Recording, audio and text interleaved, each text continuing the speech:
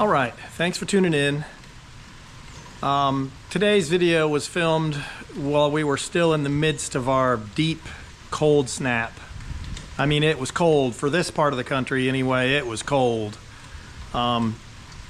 We started out the day, it was 24 degrees. Cold, muddy water equals slow fishing, and it was a slow day, but we have caught some, we've been catching a few fish. Anyway, we're just stupid enough not to stay home. Right now, I don't know if you can hear it, but it's the cold snap's over, but it's just this whole week. It's been rain and more rain. But we've been continuing with our hair jig on the Bluff walls.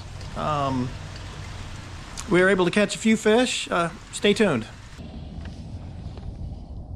24 degrees when we got in the boat. I can't feel my face or my right hand.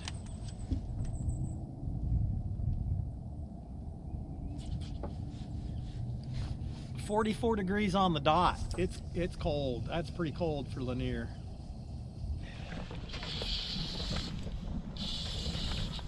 Hey now. Oh, dang, another one. We got a double. What is going on? Oh, he come off. No way. He came off.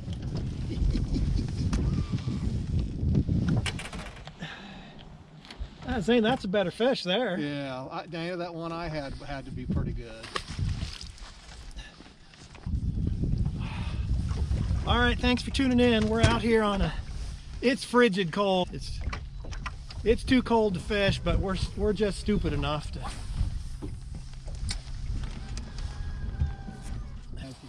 We're fishing a bluff wall here.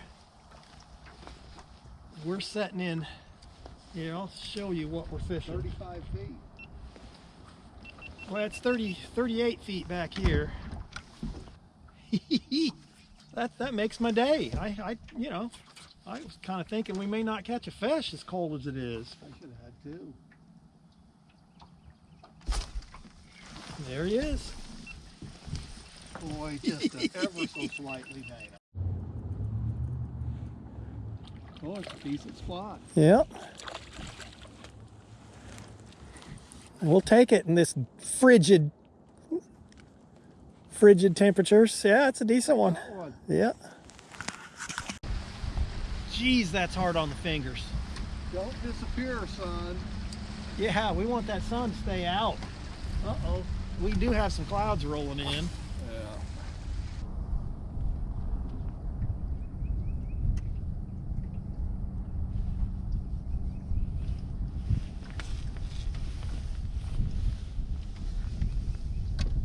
No wonder I wasn't getting any casting distance.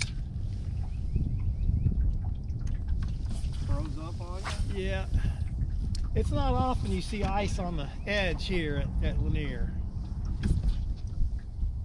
These El Nino weather pattern years. Looking at camera. All right, the cameras aren't working right because it's cold. That's a nice one. Zay, we're too close. I've had a few comments recently where people are asking me how do I find these bluff walls, and my suggestion is pay attention to the bank. If you see the bank and the bank is steep, heading down to the water, what's under the water is going to follow the same kind of contour as what's above the water. So I just look for steep areas. You want rock as well, and what happens is the fish will push the bait up against these bluff walls, and they'll trap the bait and make it easier for them to feed. Rock is an important part as well. I want a steep, rocky bluff. Over the years, I've spent a lot of time just driving around in my boat and finding these areas. And don't be afraid to explore a little, because you just never know what you're going to find. couple of these areas I've driven past for years and never fished them until one day I just decide to go take a look, and I find out that they're very deep, right close to the bank, and that's what I'm looking for right now. Zane, you better net him. I don't want to lose my rod.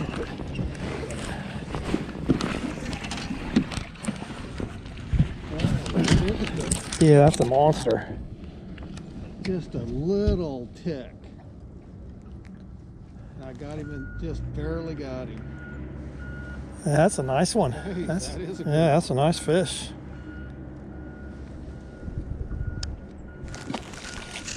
Okay, we were also able to catch a couple of stripers by fishing out over deep water in the main channel, whether it be a creek channel or the river channel. The fish will, big schools of stripers will use these. It's just like a highway for them, and they'll travel from one area to another. And if you just keep an eye on your fish finder, keep an eye on the birds.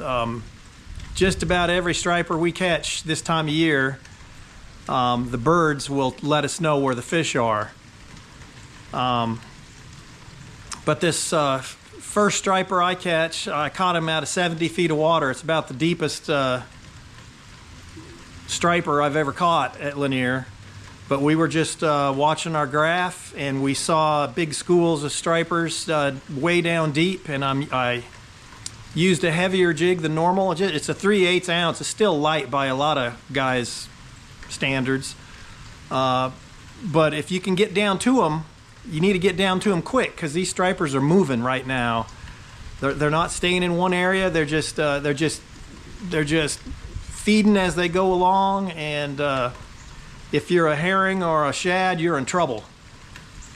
But if you can get down to them quick before they move out of the area, you can catch a few. I just got pummeled. You should have got him. How long did you let it It sink? was sinking and sinking and sinking. That's why I like that heavier jig. It gets down quicker. Should I throw the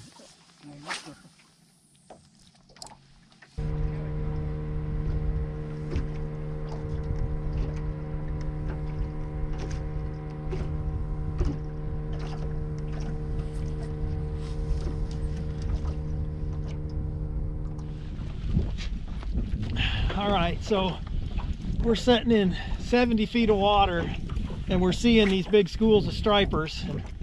Getting down to them is the hard part.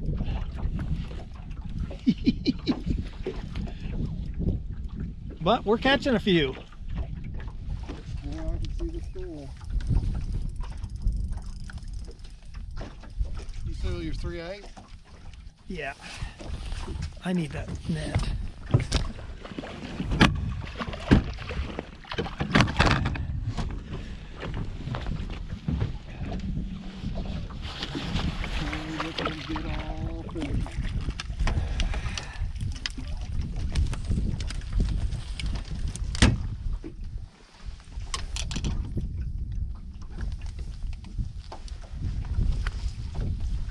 These aren't giants, but that's a 7-pounder probably.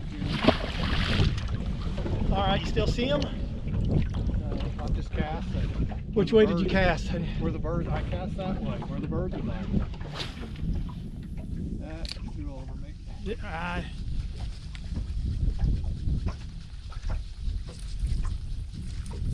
We're in 70 feet of water, people. 70 feet? 70 feet. I'm looking for the fishing pole. Okay, Dana, straight ahead.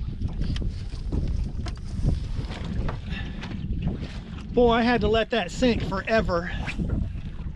God, my finger is cold. Yes, it is cold out. The wind is just bitter cold.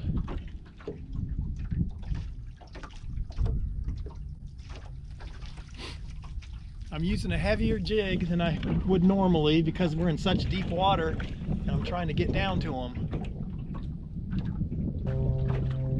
These stripers move so quick, you can't really stay on the schools. Ain't there? Ahead of us, the birds are looking kind of over where we were.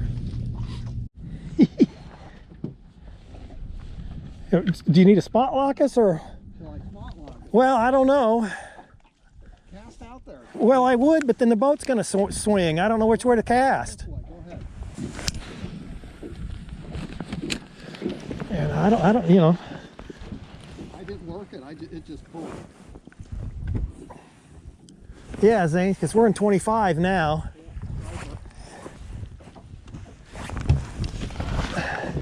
You're gonna have to net him yourself, I guess.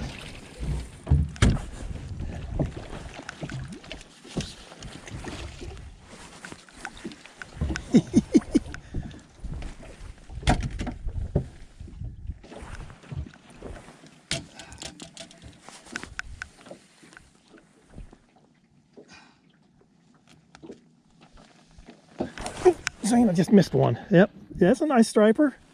Now this other bank over here on the other side looks good.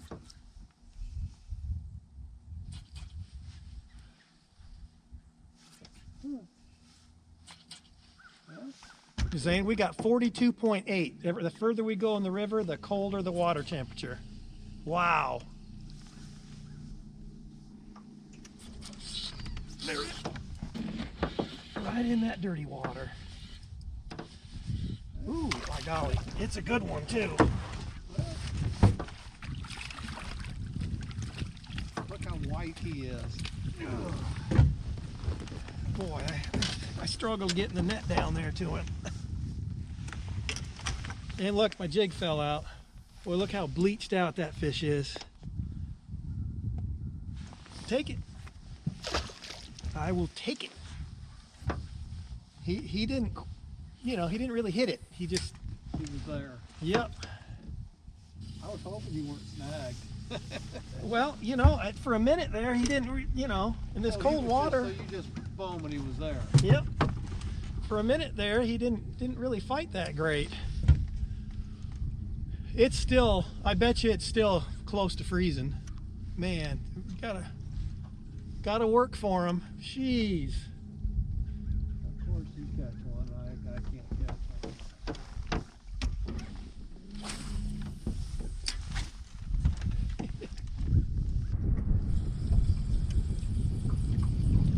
Oh, I gotta warm up the fingers. Wow. Yeah, there's a couple of snags along here. Hey, you got it. That must have been a rock. As long as you don't set the hook into it very hard, you can usually get it out. Oh, I like it, you know. Zane, he hit it funny. He did hit it.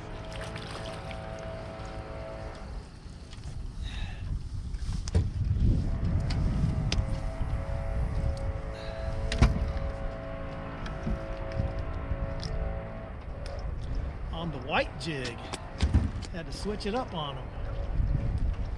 Hey, he's a little guy, but I'll take it. On the bank or? Zane, we're in 33. I bet you it's 25 feet deep right there. I popped it once and there he was. Did he get it? Yeah, he hit it, but I caught him underneath the chin again. They're just, you know, with this cold water, they're just not that active. So we've been trying to find clean water, as clean a water as we can. The upper lake is stained to muddy, but we've caught fish in the mud, so it can be done. It's just cold and muddy water is tougher. It's tougher to catch fish in. It's gonna rain this whole week, so I don't like fishing out in the rain. My cameras get wet, my reels get wet. It's just, then they don't work right. And it's just too miserable right now. So stay tuned. A couple of days, it's supposed to clear off. I'll be right back out there. But thanks for watching. Give it a thumbs up. Make sure you're subscribed. Gonna be out chasing stripers here soon, and hopefully you'll stay tuned, and maybe I'll see you out there.